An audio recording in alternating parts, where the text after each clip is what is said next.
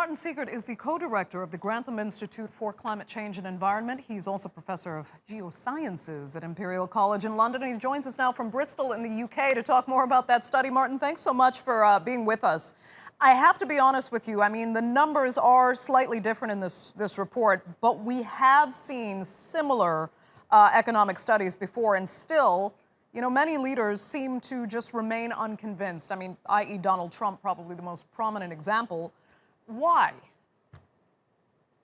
Well, there is a reluctance in some quarters to accept that the magnitude of the problem, the climate change, but actually what we're seeing is more and more leaders in the States now with Joe Biden, certainly in Great Britain and the EU and many other places, politicians are now accepting that climate change action is absolutely necessary and that we must get on with it. We did a study at Imperial College and the Grantham Institute a few years ago, which said that if we commit ourselves to decarbonising now, it'll cost about 1.7% of global GDP, which is a lot of money. But if we left it 10 years, it will go up to 2.2% of GDP.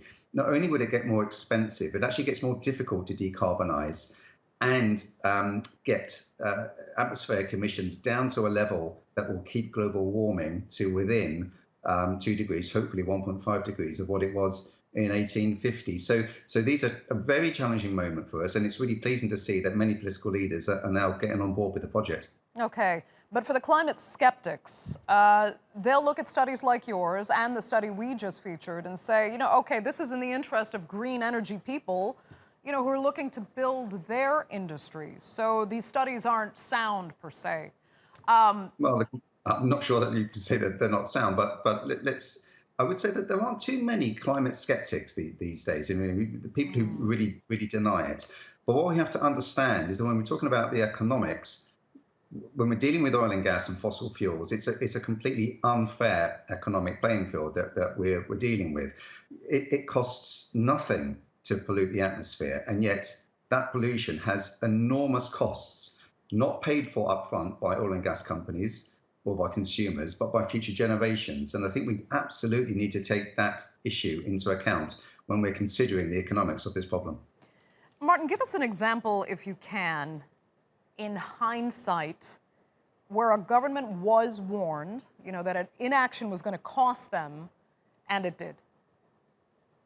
Well, listen, we don't want to have hindsight, and that's the thing. We want to decarbonise swiftly and quickly so that we can alleviate the problems. But I have to tell you that the problems that were predicted, they were predictable and they were predicted, are now starting to happen. And in your very good report, you issued the issues about flooding, about wildfires, about sea level rise, about food unavailability, about water scarcity, about additional heating of our planet. All those things were predicted from the 1980s onwards, perhaps earlier than that.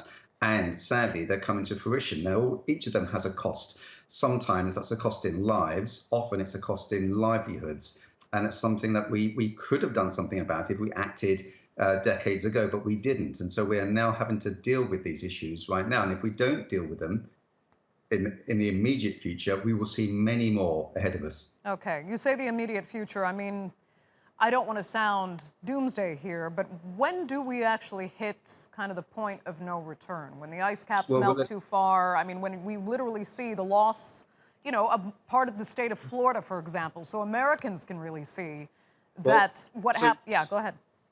So when we're talking about sea level rise in particular, that has a bit of a lag to it. So when we're heating the planet, it takes a little while for the ice to melt and the sea level to go up. But that's bad also, because once you've put that pressure in place and the heating has begun, it's kind of unstoppable, and the sea level rise will go up. So sea level has already risen by 20 centimetres in the last 100 or so years, and that's been measured quite accurately. But it's predicted to go up by at least another half a metre by the end of this century. The question we have is whether it will be about a half a metre or much more. And there are some things that we can do to reduce the risk of it going much higher.